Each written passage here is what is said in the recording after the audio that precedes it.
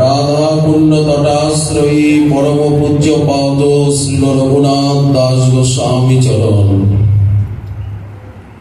তিনি তার স্তবাবলীর প্রারম্ভে শচীশুনো অষ্টকে তিনি মহাপ্রভুর যে মহাদান, উন্নত উজ্জ্বল রসশ্রী যে ভক্তি, সেই ভক্তিকে কোথায় প্রকাশ করেছেন? গৌরে শ্রী গৌরমণ্ডলে। আজ গৌরমণ্ডলবাসীর কত ভাগ্য, তারা এই ভক্তিতে ভজনে অগ্রাধিকার লাভ করেছে। মহাপ্রভু তাদেরকে অগ্রণী করেছেন এবং একান্ত আপনার বলে স্বীকার করে নিয়েছেন। গৌরদেশবাসী আমার, আমার গৌরিয়া। এ কত বড় আমাদের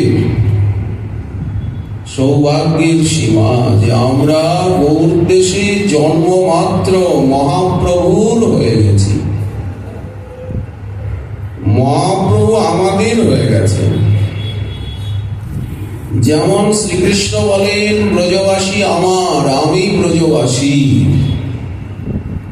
তেমনি মহাপ্রভু বলেন, আমি গৌরমণ্ডলবাসী, গৌরমণ্ডল আমার দেশ। জননী এবং জন্মভূমির প্রতি যে মায়া, এটা ভগবানও ছাড়তে পারেন না।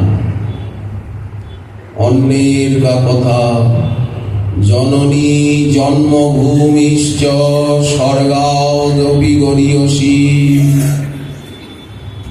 এ কথাটা স্বয়ং মর্যাদা পুরুষোত্তম রামচন্দ্র বলেছেন। বাল্মীকি রামায়ণের এটি সুক্তি। অনাবেদ্যাং পূর্বৈরপি মুনিগণৈর ভক্তি নিপুণৈ। ভক্তি নিপুণ বড় বড় মুনি, ব্যাসদেব, শুকদেব, নারদ, শাণ্ডিল্য, সমস্ত মুনি ঋষি তো প্রায় করে ভক্তিবিদ। ব্রহ্মা, ব্রহ্মার পুত্র মহাদেব, মহাদেবী সবাই তো ভক্তি রসে উন্মত্ত। সূর্যবংশ, চন্দ্রবংশীর বিশিষ্ট রাজর্ষি যারা, প্রিয়ব্রতের বংশ, সবাই তো ধ্রুবের বংশ, প্রহ্লাদের বংশ, যত রাজর্ষির বংশ বলে সবাই তো ভক্ত কম বেশি, কিন্তু তারা এই ভক্তির কথা জানেন না, এই ভক্তি পাননি। তো জানতেই পারেননি তো পাবেন কোথায়? সাধনই বা করবেন কি করে? আগে তো জানা। অনাবেদ্যাং পূর্বৈরপি মুনিগণৈর ভক্তি নিপুণৈ। অথচ তারা ভক্তিতে নিপুণ। নারদ ভক্তি সূত্র রয়েছে, শাণ্ডিল্য ভক্তি সূত্র রয়েছে, কিন্তু তাও তারা নাকি জানতে পারেননি। কেন? শ্রুতি মূঢ়াম, শ্রুতি মাতা এই ভক্তিকে অন্তরে গোপনে লুকিয়ে রেখেছেন হৃদয়ে। আচ্ছা, এই ভক্তি বলেন প্রেমোজ্জ্বল রসফলাম, উজ্জ্বল রসময় প্রেম ফল। উজ্জ্বল রসময় প্রেম ফল ফলেছে যে ভক্তি লতিকায়, ভক্তিকল্প বল্লরীতে। এই লতাটা আছে কোথায়? যে ভক্তি লতায় শ্রবণে, কীর্তনে, স্মরণে, অর্চনে, বন্দনে উজ্জ্বল প্রেম রূপী ফল ফলে আছে ভাব কুসুম।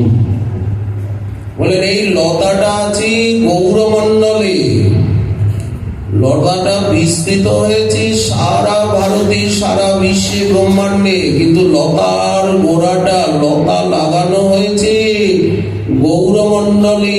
অতি কৃপাভি প্রভু প্রকটয়ন। ওইখানে প্রথম ভক্তির বিকাশ প্রকাশ, ওই নবদ্বীপ ধামে।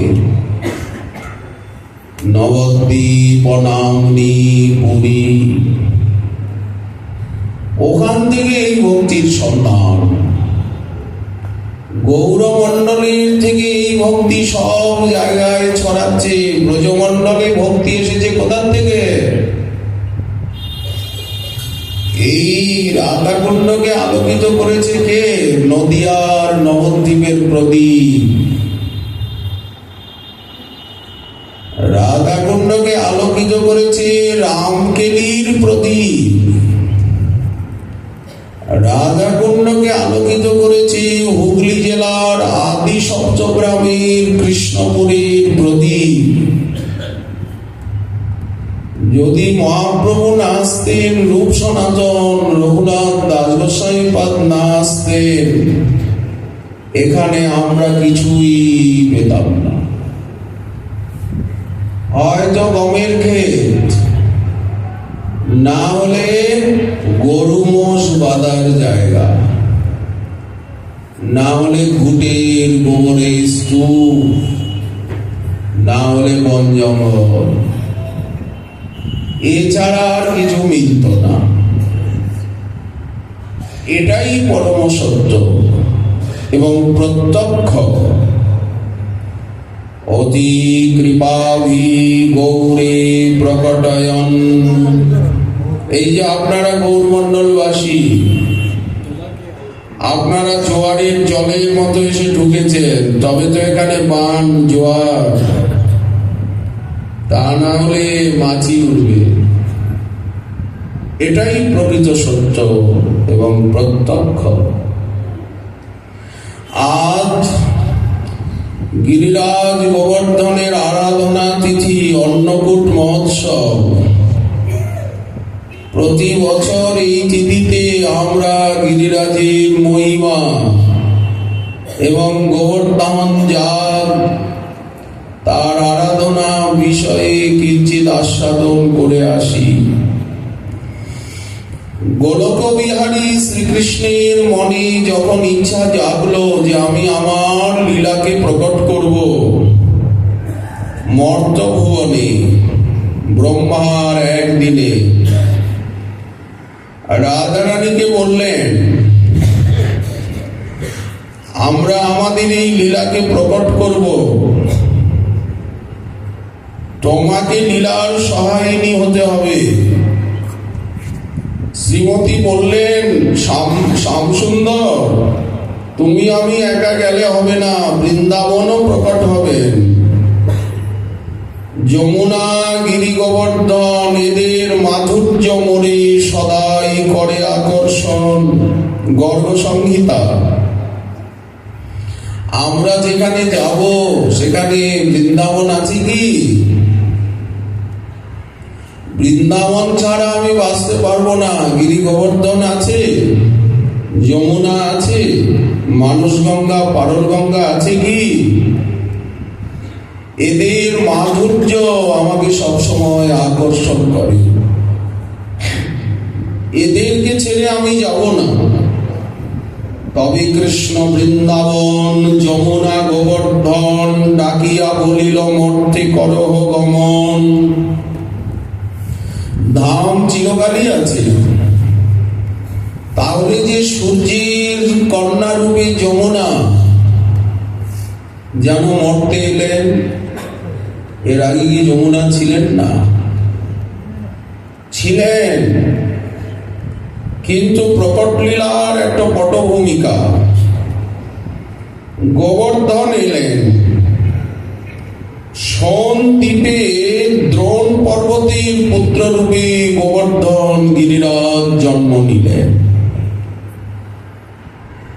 অপরূপ তার রূপ, তার প্রভাব প্রতিপত্তি দ্রোণগিরির পুত্র হয়ে মণিময় তনু প্রবাল খচিত দর্শনে সবার মন হয় পুলকিত।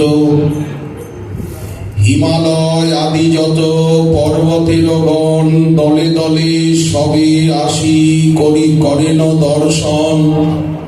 দ্রোণগিরির পুত্র রূপে গোবর্ধন জন্মেছেন, মণিময় শিলা, সব কল্পবৃক্ষ প্রবাল বিদ্রোম।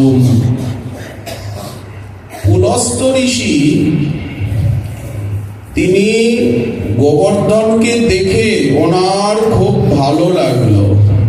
একদা পুলস্ত মুনি দেখি গোবর্ধনে আশ্চর্য হইয়া তিনি ভাবে মনে মনে, কাশী ধামে এরে আমি লইয়া যাইব, ইহার তটেতে বসি আমি সাধন করিব।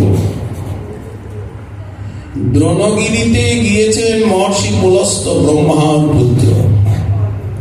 মনে মনে ভাবছেন আমি তো বারাণসীতে বসে সাধন করি, ওখানে কোনো পাহাড় নেই, আমি গোবর্ধনকে নিয়ে যাব ওখানে, গোবর্ধন তটে বসে ভজন করব। এত ভাবি মুনিবর কহিলা দ্রোণেরে, এই গোবর্ধনে তুমি দাও গো আমারে, তুমি আমাকে তোমার পুত্র গোবর্ধন দাও হে দ্রোণাচল। এখন দ্রোণগিরি মনে মনে ভাবছেন যদি আমি না করে দিই তাহলে মহর্ষি পুলস্ত উনি আমায় অভিশাপ দেবেন। পুত্রেরে ডাকিয়া পিতা যাইবারে কহে, তারে ছাড়িয়া গিরি যাইতে না চাহে। যাও তুমি পুলস্তের সঙ্গে যাও, গোবর্ধন কাশী ধামে গিয়ে তুমি ওনার কাছে থাকো। দুঃখিত হয়েও পিতা গোবর্ধনে কয় যে যাও, মহান তপস্বী মুনি যখন তোমারে লইয়া যাইতে চান আর মোরে কহে বারে বারে, তো যাও বৎস গোবর্ধন, অন্যথা না করিয়া তুমি যাও তার সাথে, মঙ্গল হইবে এতে কহিনু তোমাতে। পুলস্ত অনেক অনুনয় করলেন। গোবর্ধন মুনিগণে কহে বারে বারে, কিভাবে লইয়া তুমি যাইবে আমারে? পিতা তো আজ্ঞা দিলেন। গোবর্ধন বলছেন, মুনিবর আপনি আমাকে কি করে কাশীতে নিয়ে যাবেন? বললেন কিভাবে আর নিয়ে যাব, হাতে করে কাঁধে করে নিয়ে যাব, তুমি আমার হাতে কাঁধে আসো। গোবর্ধন বললেন এক শর্ত আছে, কিন্তু আপনি আমাকে যেই জায়গায় নামাবেন আমি কিন্তু আর সেই জায়গা থেকে উঠব না, মাঝখানে যদি কোথাও নামান আমি সেই জায়গায় থেকে যাব। মুনিবর বলে যে বা আজ্ঞা বসমর হাতে, যথাকালে নিয়ে যাব তোমারে কাশীতে। গিরিরাজ তো উঠে বসলেন মহর্ষি পুলস্তের হাতে। যথাকালে এলো তারা মধু বৃন্দাবনে, আকাশ মার্গে চলেছেন, কাশী আর বেশি দূর না, এই তো বৃন্দাবন, মধু বৃন্দাবন। বৃন্দাবন শোভা দেখি ভাবে গোবর্ধনে, এইখানে রব আমি না যাব কোনখানে। নিজাঙ্গের ভার তার করিলা প্রকাশ, ঋষির হাতের উপরে এমন ভার দিলেন গোবর্ধন ঋষি ভুলে গেলেন। একেবারে ভারে পীড়িত হয়ে অস্থির হয়ে গলদ ঘর্ম হয়ে ওরে বাপ রে বাপ বলে গোবর্ধনকে রেখে দিলেন সেই বৃন্দাবন সন্নিধানে।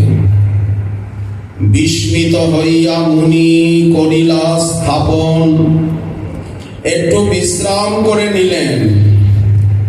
যাক একটু বিশ্রাম তো করি, কাত হয়ে নি, একটু গড়তে নি। ভাবিলেন পথশ্রমে হইয়াছি ক্লান্ত, স্নানাদি করিলে তবে আমি হইব প্রশান্ত।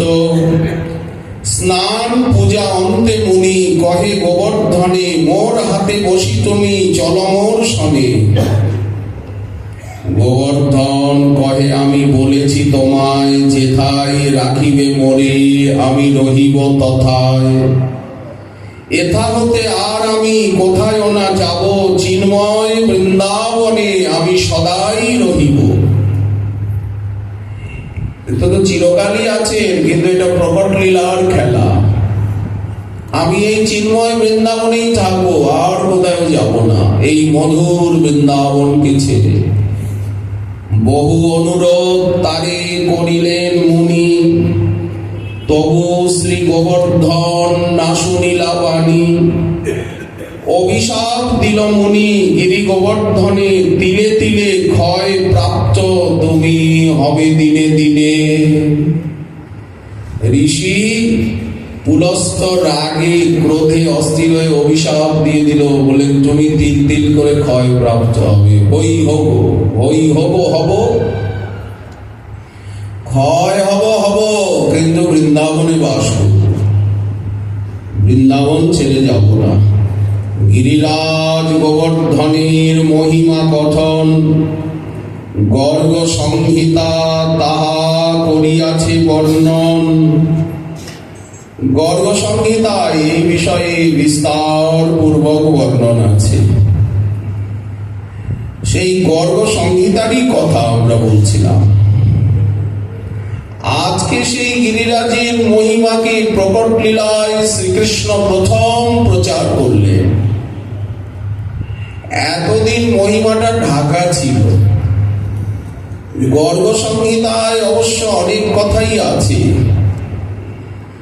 অন্নকূট মহোৎসব পুরুষানুক্রমে চলে আসছে এই কার্তিকী শুক্লা প্রতিপদে গোবর্ধন তটে।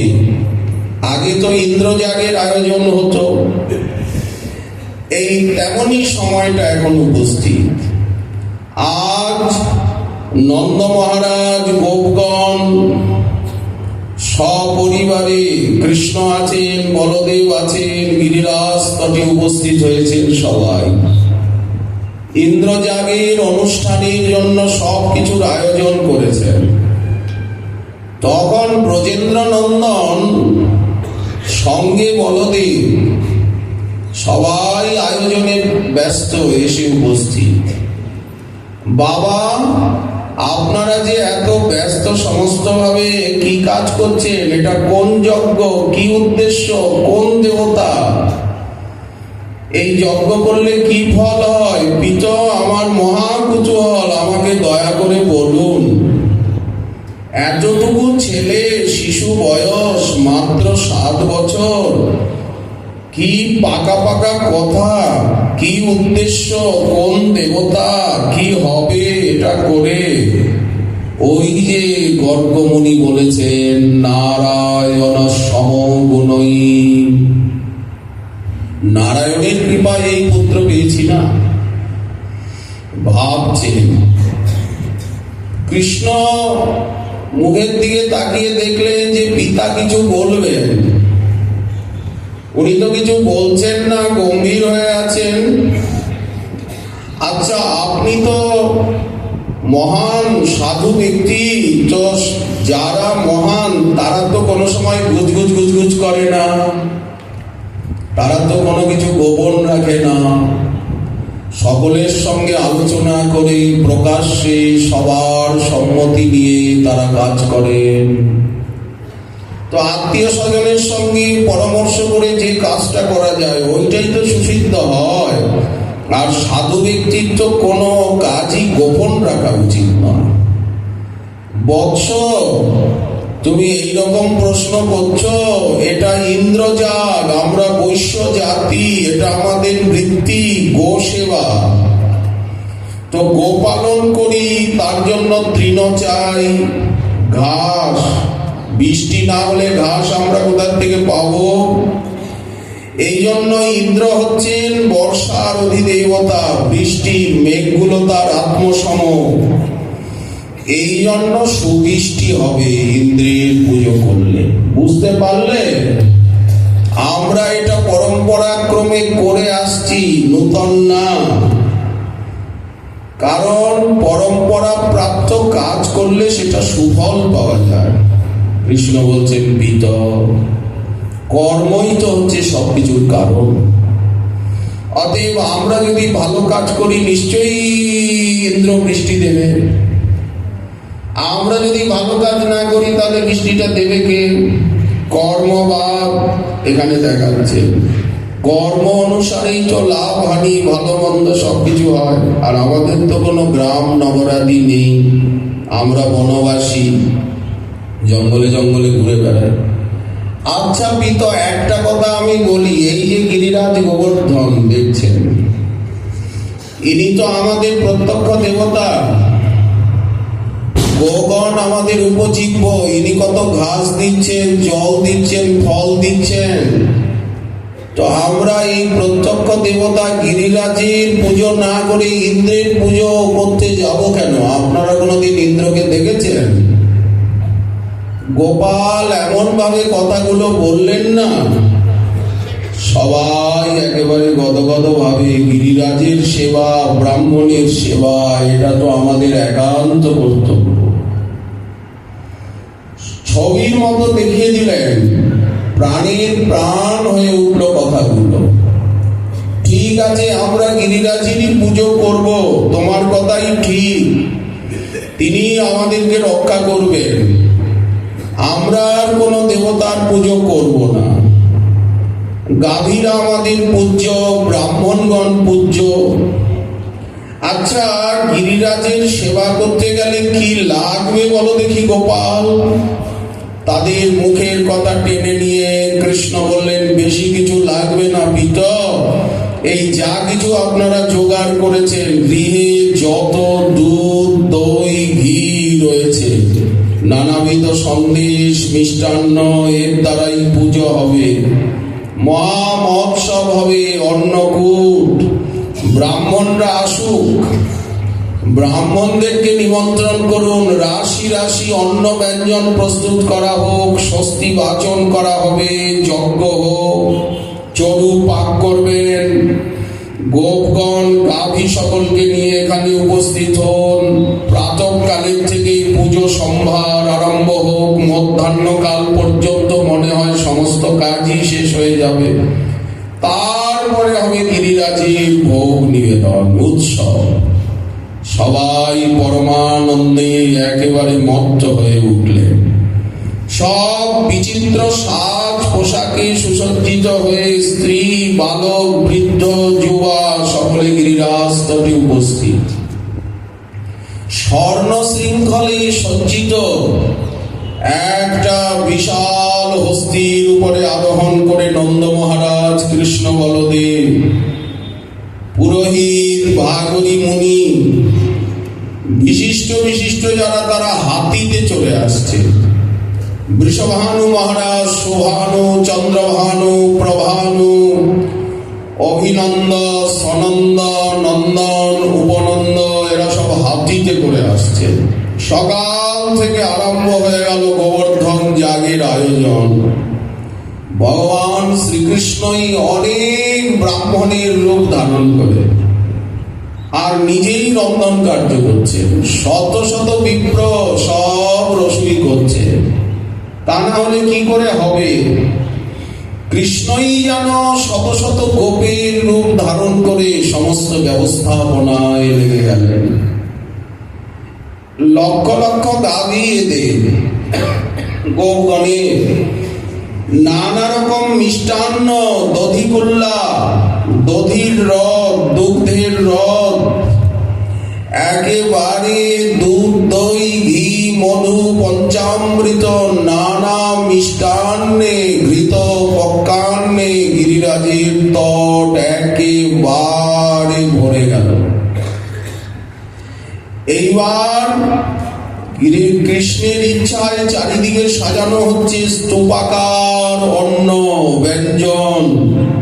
অন্নের পর্বত, রুটির পর্বত, মিষ্টান্নাদি স্তূপ, যা কিছু সব স্তূপাকার। আর যেগুলো তরল, ডাল আছে, স্যুপ আছে, কড়ি আছে, রায়তা আছে, ক্ষীর আছে, এগুলো তো আর স্তূপাকার করা যাচ্ছে না। শিখরিণী বললেন এগুলো, বলেন বড় বড় পুকুর করে, বড় বড় গর্ত করে, আর সেই গর্তের মধ্যে হোগলা পাতা দিয়ে আর ক্ষীর ঢালা হয়েছে, ডাল, রসা, স্যুপ সব ঢালা হয়েছে, তরল যেগুলো। গিরিরাজের তট প্রাঙ্গণ পূর্ণ হয়ে গেল। একে একে এসে উপস্থিত হলেন হিমালয়, বিন্ধ্যাচল, সুমেরু পর্বত, নানা মণিরত্ন উপহার নিয়ে। গিরিরাজ্যে অপ্রাকৃত যত পর্বত আছে তাদের রাজা, গোবিন্দের লীলাভূমি। এই জন্য গিরিরাজের সেবার নিমিত্ত তাদেরকে তো আসতেই হবে। কত কত দেবর্ষি, ব্রহ্মর্ষি, দেবতাগণ সব গোপ গোপীর রূপ ধারণ করে, দেবীগণ কেউ বা মানব রূপে এলেন। এদিকে নারদ মুনি গেলেন কৈলাসে মহাদেবের কাছে। দেবাদিদেব নূতন কিছু খবর পেলেন। মহাদেব বললেন কি হয়েছে দেবর্ষি? বলি স্বয়ং ভগবান ইন্দ্রের পুজোটাকে বন্ধ করে গিরিরাজ গোবর্ধনের পুজোটা প্রবর্তন করছেন। সে এক কি অপূর্ব আনন্দ উৎসব। সব দেব দেবী মুনি ঋষি চলে গেছে ব্রহ্মাণ্ডের সেইখানে, দেখার মতো জিনিস সেই উৎসব। আর আপনি এখানে বসে বসে কি করছেন? ঝুলছেন। চলুন আমার সাথে গিরিরাজ তটে। মহাদেব তখনই উঠলেন, ব্যস্ত সমস্ত ভাবে সজ্জিত হলেন, হাড়ের মালা পরলেন গলায়, ভাং খেয়ে আর একটু বিষ বেশি করে পান করে, অল্প স্বল্প বিষে নেশা হয় না, ডোকে ডোকে আরো বিষ পান করে একেবারে যেন মত্ত হয়ে বৃষভেন্দ্রে নন্দীশ্বরে আরোহণ করে পর্বত নন্দিনী জগৎ জননী পার্বতী দেবীকে সঙ্গে নিয়ে গিরিরাজ তটে এলেন। কত দেব দেবী এসেছেন কৌতুক দেখার জন্য, কিন্তু চেনার উপায় নেই, সব মাধুর্যে ঢাকা। এই সমস্ত সম্ভব হলো কৃষ্ণের ইচ্ছা। অভিষেক হলো, ষষ্ঠী বাচন, সংকল্প, বেদ মন্ত্র এসব পাঠ তো সকাল থেকেই চলছে, হবন চলছে, ওইদিকে আহুতি, ভোগ লাগানো হলো। হঠাৎ গিরিরাজের উপরে দৃষ্ট হলো এক অদ্ভুত দৃশ্য। আকাশ চুম্বী মূর্তি, কৃষ্ণেরই আরেকটি রূপ, কিন্তু বিশাল বৃহত্তম। আর এই যে কৃষ্ণ 7 বছরের বালক, ক্ষুদ্র মূর্তি, এতটুকু ভেদ, শত শত সূর্যের মতো জল জল জল জল করছে। এইরকম মূর্তি তো কেউ কোনোদিন দেখেনি। একেবারে মাথাটা আকাশে গিয়ে ঠেকেছে। আশ্চর্যান্বিত হয়ে সকলে তাকাতে লাগলেন, নির্বাক, কারো মুখে কথা নেই। হঠাৎ ঘটলো ব্যাপারটা, কেউ বুঝতেও পারেননি। কৃষ্ণ বলছেন, বাবা বাবা, ওই দেখো ওই দেখো, গিরিরাজ প্রকট হয়ে গেছেন, গিরিরাজ পর্বত। ইন্দ্র কি তোমায় কোনোদিন দর্শন দিয়েছেন বাবা? ওই দেখো কি মূর্তি ধারণ করেছেন। চিৎকার করে কৃষ্ণ প্রশ্ন করছেন, কো ভগবান? অনেক উপরে তো, কে আপনি? কোটি কোটি জলদ গম্ভীর স্বরে। আর মূর্তি উত্তর দিচ্ছেন, শৈলস্মী, আমি শৈল গিরিরাজ। দেখো বাবা, দেখো বাবা, ইনি হচ্ছেন গিরিরাজ। নিজেই প্রণাম করছেন, দণ্ডবত গিরিরাজ, দণ্ডবত। চরণে মাথা রেখে কৃষ্ণ কৃষ্ণ নিজেই স্বয়ং রূপে প্রণাম করছেন রোজ। কাকে? দেবরাজ নন্দকে, গোপরাজ নন্দকে, পিতাকে। আজ পিতাকে দিয়ে প্রণাম করাচ্ছেন, বাবা প্রণাম করো, নিজেকে নিজে প্রণাম করাচ্ছেন। গোপরাজকে প্রণাম করাচ্ছেন কৃষ্ণ, প্রণাম করো বাবা। জেঠু প্রণাম করুন, কাকা প্রণাম করুন, সবাই প্রণাম করুন। গিরিরাজ প্রকট হয়ে গেছেন, আবার নিজেও প্রণাম করছেন। এটা হচ্ছে রসের রীতি। প্রলুব্ধ ভগবান আজ সন্তান হয়েছেন বাৎসল্য রস আস্বাদনের জন্য। এইবার যিনি নারায়ণ, যার বিলাস মূর্তি নারায়ণ, নন্দ মহারাজের গৃহে অর্চিত হচ্ছেন গৃহ দেবতার রূপে। এমনকি তারা পুত্র কৃষ্ণকে পর্যন্ত নিয়ে প্রণাম করাচ্ছেন নারায়ণের কাছে। নারায়ণকে প্রণাম কর গোপাল, নারায়ণকে প্রণাম কর। এখন ব্রাহ্মণগণ স্বস্তি বাচন করে আচমনাদি করে ভোগ লাগালেন, অভিষেক করে মাল্য চন্দন পুষ্পাদি অর্পণ করে পূজা করে গিরিরাজ খাওয়া শুরু করে দিলেন।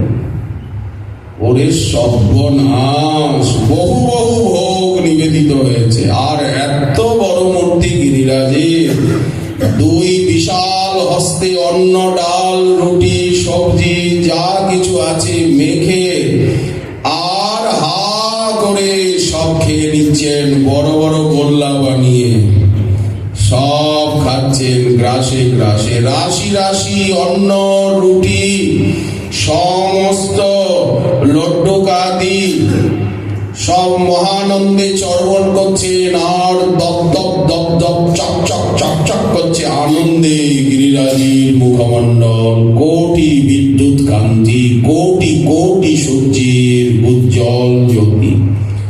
আর আকাশের দিকে আঙুলটা তুলে ইন্দ্রের প্রতি দেখাচ্ছেন, বেটা তুমি আমার ভোগটা খেয়ে নিচ্ছিলে একদিন, এখন ঠিক হলো।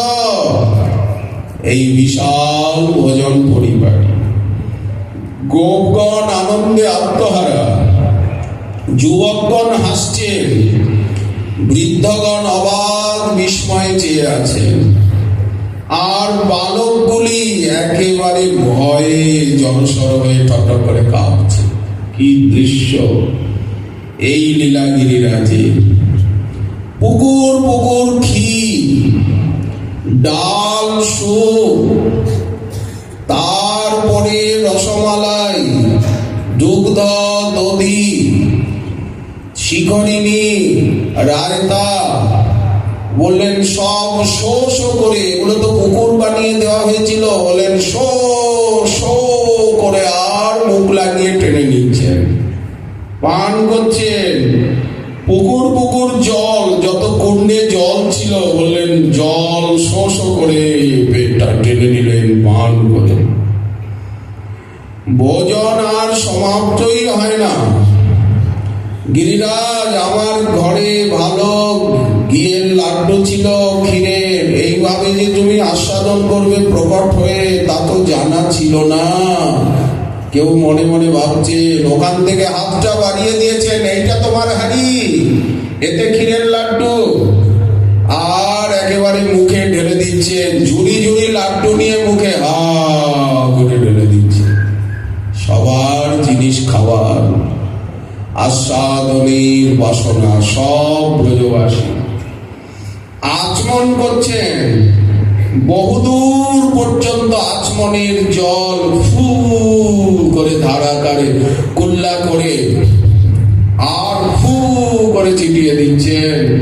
শুকনো শুকনো হয়ে পড়ছে চারিদিকে, দেখতে দেখতে তৃণগুলো এত এত বড় হয়ে যাচ্ছে। বাবা তুমি ঘাসের চিন্তা করছিলে, দেখো গিরিরাজের কুল্লল জলে, কুল্লার জলে কিরকম ঘাসগুলো বেড়ে গেল। তাম্বুল ঝুড়ি ঝুড়ি করে, আর তাম্বুল বিটিকা, এত বড় মুখ, ঝুড়ি ঝুড়ি তাম্বুল সব মুখে ঢেলে নিয়েছেন আর চর্বণ করছেন।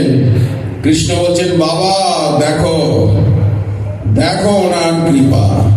হঠাৎ গিরিরাজ জলদ গম্ভীর স্বরে বললেন, গোপগণ আমি তোমাদের আরাধ্য দেবতা, তোমরা আমারই সেবা করবে, আর অন্য কোনো দেবতার সেবা পুজোর প্রয়োজন নেই। ধনধান্য সমৃদ্ধিতে আমি পূর্ণ করে রাখবো ভান্ডার তোমাদের। নন্দ মহারাজ, বৃষভানু মহারাজ, এদের ভান্ডার আমি পূর্ণ করে দেব অতুলনীয় মণিরত্ন রাজিতে।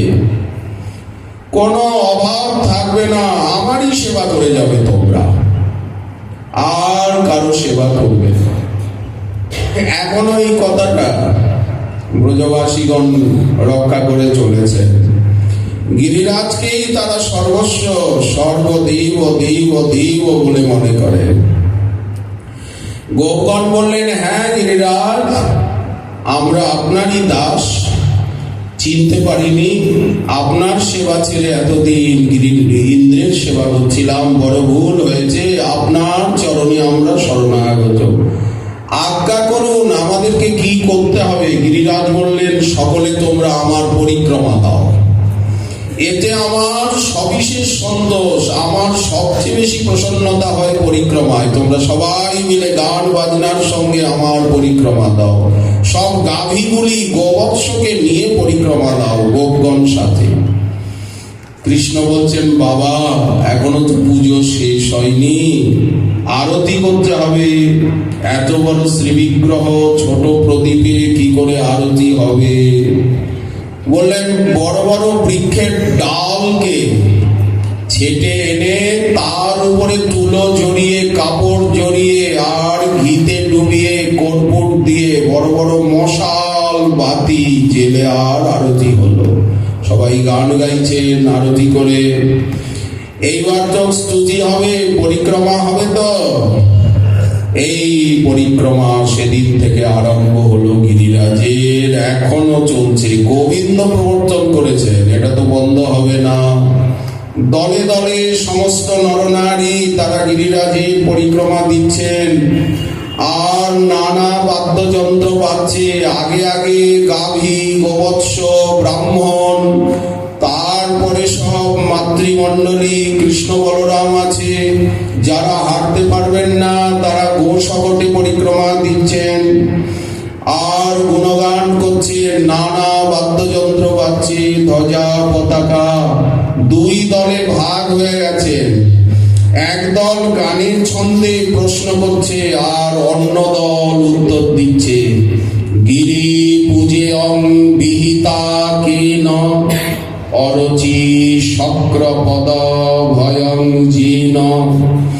গিরি পূজেয়ং বিহিতা কেন পুতনিকা সা নিহতা জিন। গিরি পূজেয়ং বিহিতা কেন তৃণাবর্ততনু দলনং জিন। গিরি পূজেয়ং বিহিতা কেন যমলার্জুনতরু উদকলি জেন। গিরি পূজেয়ং বিহিতা কেন, এরা প্রশ্ন করছে, বৎস বকাসুর হননং জেন। গিরি পূজেয়ং বিহিতা কেন। পরিক্রমা করতে করতে এই দল প্রশ্ন করছে, আরেক দল উত্তর দিচ্ছে, বোম অঘাসুর মরণং জেন। গিরি পূজেয়ং বিহিতা কেন কালিয় দমনং কলিতং জেন। গিরি পূজেয়ং বিহিতা কেন খর প্রলম্বক সমনং জেন। গিরি পূজেয়ং বিহিতা কেন দবযুগ্ম পরিপীতং জেন। গিরি পূজেয়ং বিহিতা কেন ত্রস্যতি কংস সততং জেন। গোপাল চম্পুতে আরো বিস্তার ভাবে বর্ণনা করছে। এই প্রকার গোবিন্দের লীলাগুণ কাব্য গান করতে করতে তারা পরিক্রমা করতে লাগলেন। যতক্ষণ পরিক্রমা চলছে গিরিরাজ উপরে বসে রয়েছেন ওই বিশাল মূর্তি ধরে। পরিক্রমা এইদিকে যাচ্ছে, যেদিকে যেদিকে যাচ্ছে আর উনি ফিরে ফিরে সেই দিকে তাকাচ্ছে, হাসছে।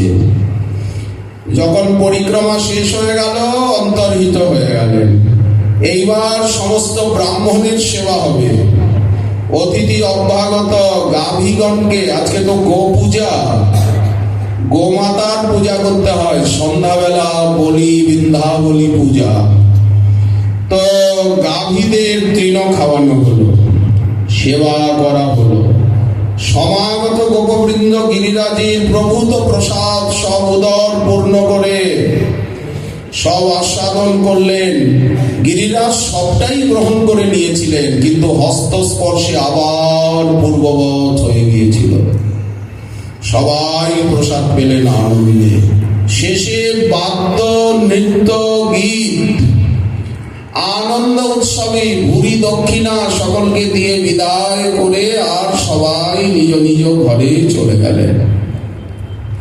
এই আজকের সেই আনন্দ উৎসব গোবিন্দ প্রবর্তন করেছে।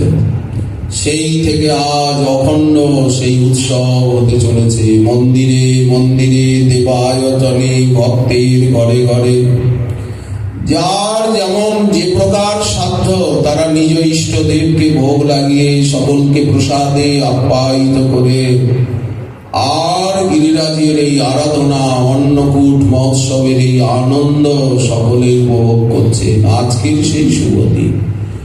এর পরদিন থেকে ইন্দ্র আরম্ভ করলো ঝড় বৃষ্টি। গিরিরাজ ধারণ করলেন 7 দিন। দ্বিতীয়া, তৃতীয়া, চতুর্থী, পঞ্চমী, ষষ্ঠী, সপ্তমী, অষ্টমী, এই অবধি এই 7 দিন গোবর্ধন ধারণ করে দণ্ডায়মান হলেন গিরিধারী।